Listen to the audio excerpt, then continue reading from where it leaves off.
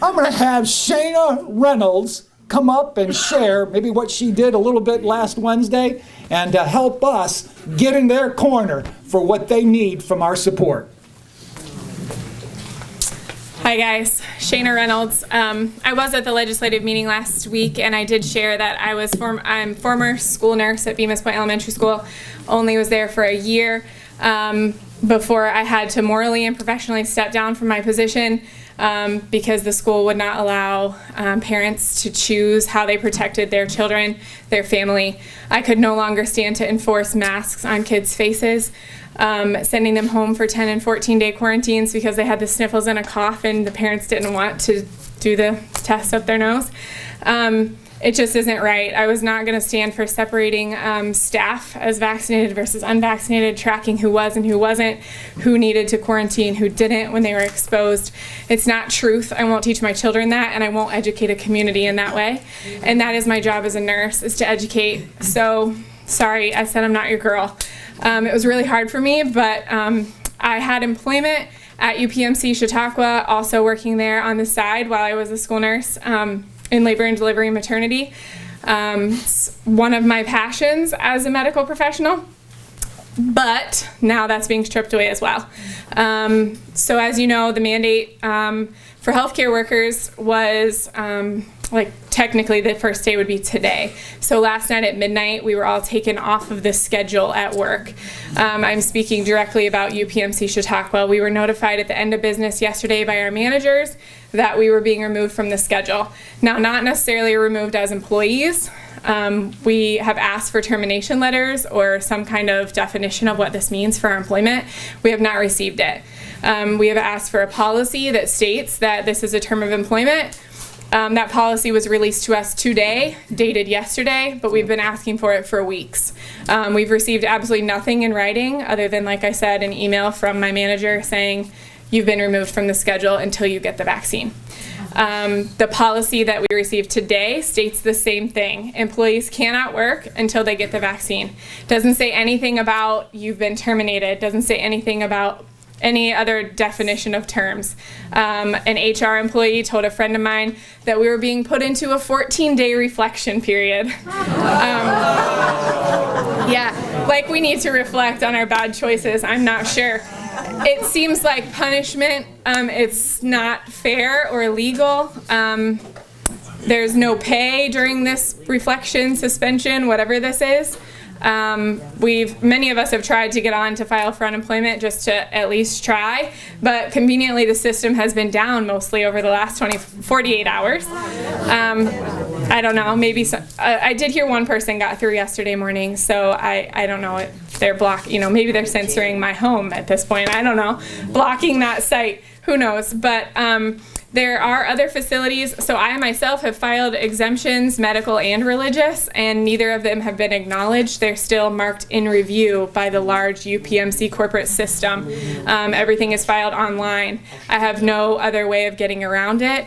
I've reached out, asked questions, don't get responses for emails. As far as Allegheny Healthcare System in Westfield, nurses are still working on pending religious exemptions. They have acknowledged the temporary restraining order and have allowed some of their nurses to work pending that case and how that goes down. So they are allowing them to work, but they are just biding their time as well, depending how everything goes. UPMC has not acknowledged those and say they do not have to take them and they do not have to let us work pending whatever the outcome of that case is. Now there's a lot of litigation that's already started, but there's nothing we can do. Our hands are tied until all that comes down, unless we are allowed to work, which we are not. So many of us stood outside UPMC tonight to take a stand and say, this isn't fair how you're treating us. We want to work. We want to be able to choose. So that is why we were out there tonight. There are many other facilities and healthcare places in this county, in this area. Some are being allowed to work under religious exemptions. Some have filed religious exemptions, one denied and one approved with no explanation of why denied, why approved. They're basing it off of some kind of wording, mysterious wording that we know nothing about. And not stark differences in their actual beliefs. So truly just unfair treatment and no answers, way more questions than answers. When I reach out to my management, she says, I don't have those answers for you. We ask for a written policy. They don't have that for us. A friend showed up to work her shift this morning, was able to actually swipe in, so her employment has not been terminated, or she would not be able to actually clock into work. She was allowed to clock into work, made it up to her job, and was asked to leave. Someone called security on her. They got security to stand down, waiting for administration or management to come and address her, provide her with something in writing, and escort her out. Nothing was provided in writing, but she was escorted to the door.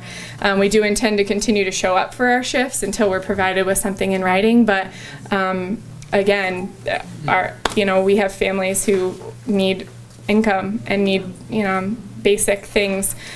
So that's where we are right now. So we appreciate all of your support and just ask you to continue to fight for your healthcare workers. Shaina, thank you. I'm going to have you stand. You're still right here.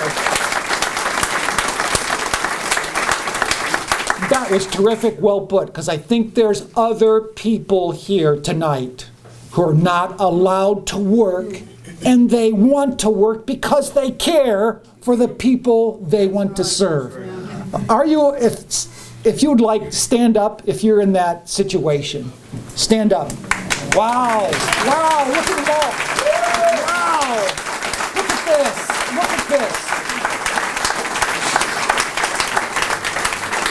Thank you, Shaina.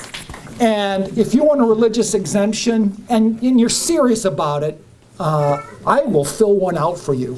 I will do what I can to go to bat for you. I filled out some already, and I want to be in your corner in dealing with this. Before George comes up, I'm going to have Liz and somebody from Freedom Seekers introduce to you the ordinance that is being presented to our county legislature. I'm going to have them come up now. Please sign on as you hear this petition being read. And Liz might have an announcement or two about Freedom Seekers. Yes, hi, I'm Liz Nixon. Our next Western New York Freedom Seekers meeting is we're switching the day from Tuesday to a Thursday, I'm sorry, but we'll see how that goes, October 14th at 6 o'clock. And we believe that our representatives swore an oath to uphold the Constitution. So we want an ordinance, and we put together a petition, and Kathy Abbate is going to read it to you. This was presented to the last legislature meeting, so they have all heard it.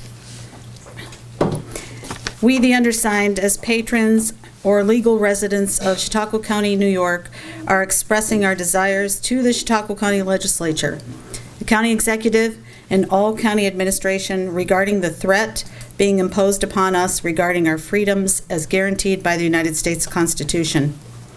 We are requesting and directing the officials of Chautauqua County government to draft, approve, and enforce an ordinance and any regulations and policies pertaining to the same, which will protect the employment and the way of life of those persons working for or doing business with any for-profit or nonprofit business or organization. Specifically, we feel our medical background is private matter, and it should not be a condition of employment or commerce.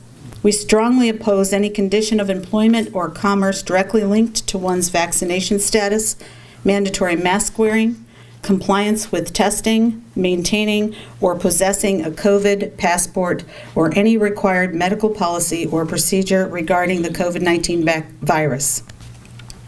We feel it is a unilateral, arbitrary, and capricious overreach by those for-profit or nonprofit businesses and organizations to impose policies at this time which are contrary to long-standing and established past practice.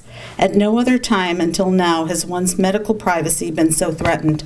We request Chautauqua County government to impose penalties, fines, and administrative censure on any for-profit or nonprofit business and organization which would terminate or furlough any employee or deny individuals the opportunity for commerce on the basis of their mandatory compliance with COVID-19 policies and procedures. If you haven't signed this, we have copies. If you'd like to take a copy and have people sign it, we have a little card that'll tell you who to send it back to, and we would really appreciate it. I think we have over 1,000 signatures so far. That's great. Okay.